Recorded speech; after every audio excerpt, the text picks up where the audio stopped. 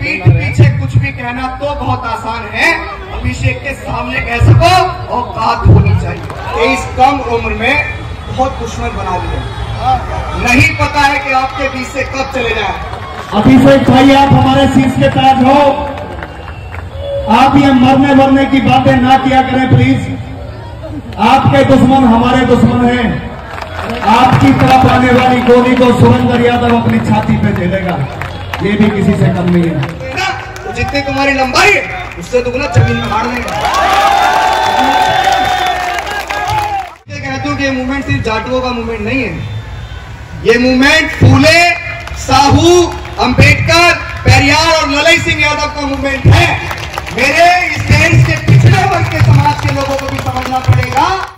मेरी बात को बड़े ध्यान से सुनिएगा, ये मैं ये बात इसके लिए कह रहा हूं कि लुटा दे तेरे खातिर जान तो भी गम नहीं होगा, तेरे जैसा कोई अब जख्म का मरहम नहीं होगा। पढ़ा तुझको तो एक शायर के दिल की धड़कने बोली, कई सदियों तलक अब दूसरा अम्बेडकर नहीं होगा, कई सदियों तलक अब दूसरा अम्बेडकर नहीं होगा। मैं एक सामाजिक व्यक्ति हूं और करीब पिछले 2-2.5 सालों से इस मूवमेंट ने बहुत प्यार दिया, लेकिन इस मूवमेंट की कुछ जमीनी गहराई और वो जमीनी दर्द मैं आपके बीच लेके आया हूं। मुझे इस बात को कहने में कोई हर्ज नहीं है, क्योंकि हम लोग अपने आप को भगत सिंह के दौर का इंसान मानते हैं, तो हमें सच को कहने में कोई गुरेज नहीं है। देखिए मैं ये कहता हूं कि अब के सारी हदों से गुजर जाएंगे, मैं नाम नहीं लूंगा वरना आप पहचान जाएंगे कि मैं किसकी बात कर रहा हूं, पहचान ही जाएंगे कि अब के सारी हदों से गुजर जाएंगे। हो मत समझना डराने से डर जाएंगे। ये बात मैं उनको कह रहा हूं क्योंकि उत्तर प्रदेश के अंदर, मैं पॉलिटिकल व्यक्ति नहीं हूं, मैं फिर कह दूं, लेकिन सच तो बोलना पड़ेगा। सच इसलिए बोलना जरूरी हो गया है क्योंकि लोग बोलने से पहले सोच रहे हैं।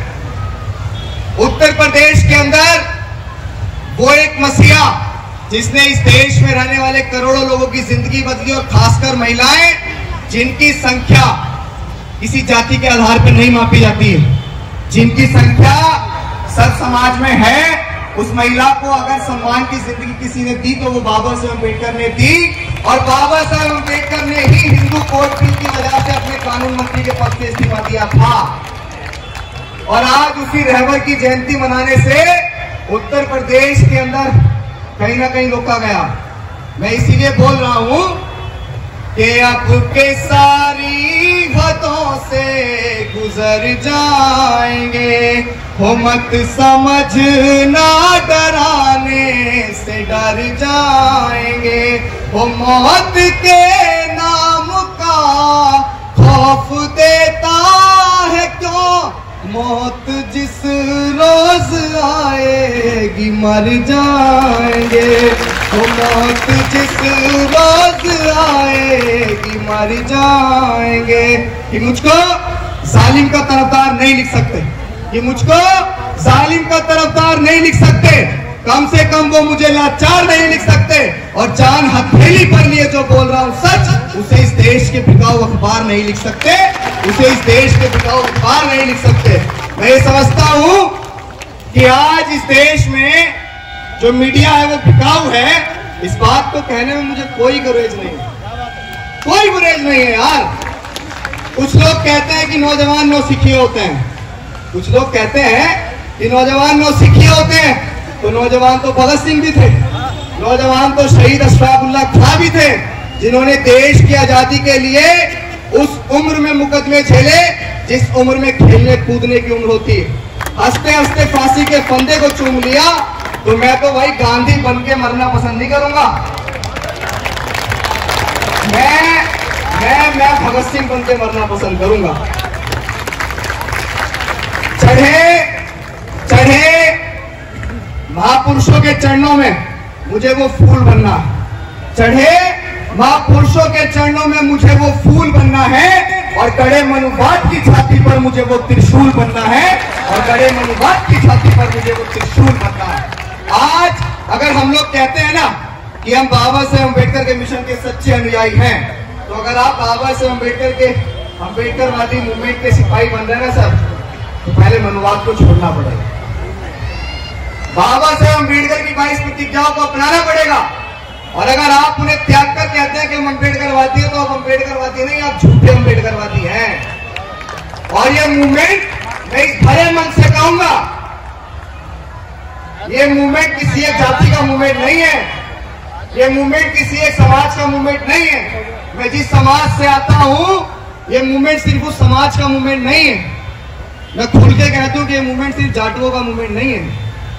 ये मूवमेंट फूले, साहू, अंबेडकर, पेरियार और ललई सिंह यादव का मूवमेंट है। मेरे इस देश के पिछड़े वर्ग के समाज के लोगों को भी समझना पड़ेगा कि इस देश में कभी 4 वर्ण हुआ करते थे। मुझे सच्चाई बोलने पर मजबूर क्यों होना पड़ रहा है? क्योंकि लोग सच बोलने से कतरा रहे हैं।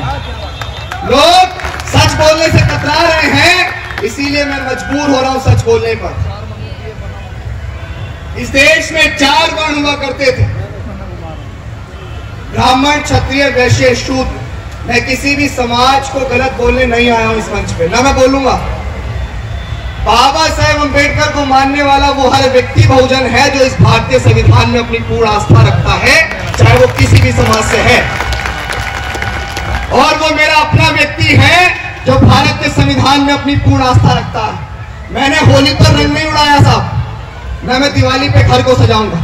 कि मैंने होली पर रंग नहीं उड़ाया, ना मैं दिवाली पे घर को सजाऊंगा।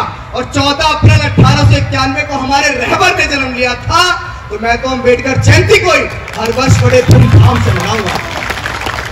आप लोगों को ये समझना पड़ेगा कि कौन अपना है और कौन पराया है। यहाँ एक बात और एक नज्म और कहूंगा। मुझे पानी पिला देंगे, गला सूख गया, क्योंकि सुबह से प्रोग्राम में हूँ। कॉल करके ये कहा गया कि आपका चेहरा भड़काऊ है और आपको हम लोग एंट्री नहीं देंगे, यहाँ दंगे भड़क सकते हैं। भाई दंगे भड़कने को हम आतंकवादी थोड़े ही हैं यार, हम आतंकवादी है क्या?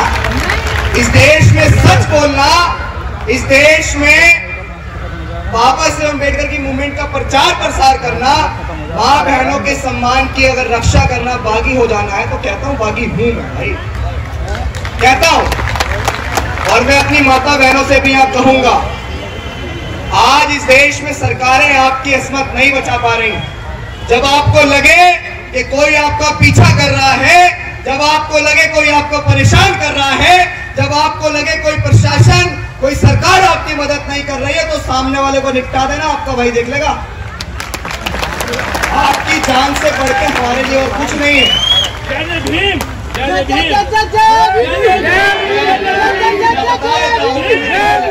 सुन लो भाई, सुन लो। वो पढ़ के दुख अपने पुरखों का लिखता हूँ मैं, वो जख्म से गुफ्तगू करके लिखता हूँ मैं।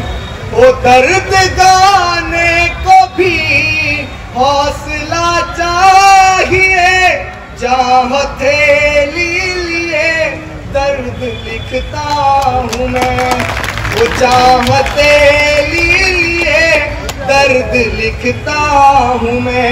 वो अपनी सांसों में आबाद रखना मुझे, वो अपनी सांसों में आबाद रखना मुझे। मैं रहूं ना रहूं याद रखना मुझे।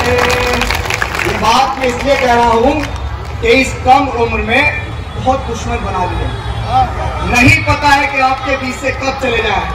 नौजवान साथी यहाँ खड़े हुए हैं, बाबा साहेब अम्बेडकर के मूवमेंट की जिम्मेदारी आपके कंधों पे है। सफेद बाल वालों ने बहुत संघर्ष कर लिया, अब उनके कारवा को आगे बढ़ाने की जिम्मेदारी आपकी है। आप बताओ कि इस मूवमेंट को आगे बढ़ाओगे नहीं बढ़ाओगे? बढ़ाएंगे। इसे डरने की और घबराने की जरूरत नहीं है। औरों ने संविधान पढ़ा होगा, हमारे डीएनए में, क्योंकि हमारे बाप ने लिखा है संविधान। नहीं कोई नहीं, रुक जाइए।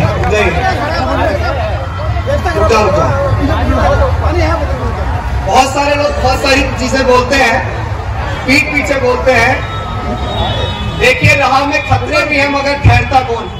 मौत कल आती हो, आज आ जाए डरता कौन। और तेरी लश्कर के मुकाबिल में अकेला ही सही, कि तेरी लश्कर के मुकाबिल में अकेला हूं, मगर फैसला मैदान में होगा साहब कि मरता कौन है। आखिरी में एक शायरी के साथ अपनी बात खत्म करूंगा, और ये शायरी मैं उनके लिए कह रहा हूं जो आज भी बाबा साहेब अम्बेडकर को गालियां बकते हैं, जो आज भी भारत के संविधान को बदलने की बात करते हैं। वो संविधान जो इस देश में नारियों को बराबर के अधिकार देता है। आज महिला अगर IAS, IPS, PCS, जज, डॉक्टर, बैरिस्टर, कलेक्टर बन पाई तो किसकी बदौलत बन पाई? बाबा साहेब अम्बेडकर की बदौलत। कॉन्स्टिट्यूशन से पहले तो महिलाओं को इस तक ढकने का अधिकार नहीं था, बोलने में भी शर्म आ रही। ऐसा राज स्थापित था, सुबह शाम किसी विशेष वर्ग को घर से बाहर निकलने का अधिकार नहीं था। तो जिस महापुरुष ने हमें सब कुछ दिया, जो लोग उनको ही गालियां बकेंगे, तो मैं उनके लिए कह रहा हूं कि हम अम्बेडकर वादी हैं बेटा, कि हम अम्बेडकर वादी हैं बेटा। जिस दिन औकात पे आ गए ना तो तुम्हारी सारी गर्मी झाड़ देंगे, और बाबा साहब को गाली मत देना दोबारा, वरना हम भी कानून भूल गए ना तो जितनी तुम्हारी लंबाई है उससे दुगना जमीन में गाड़ देंगे।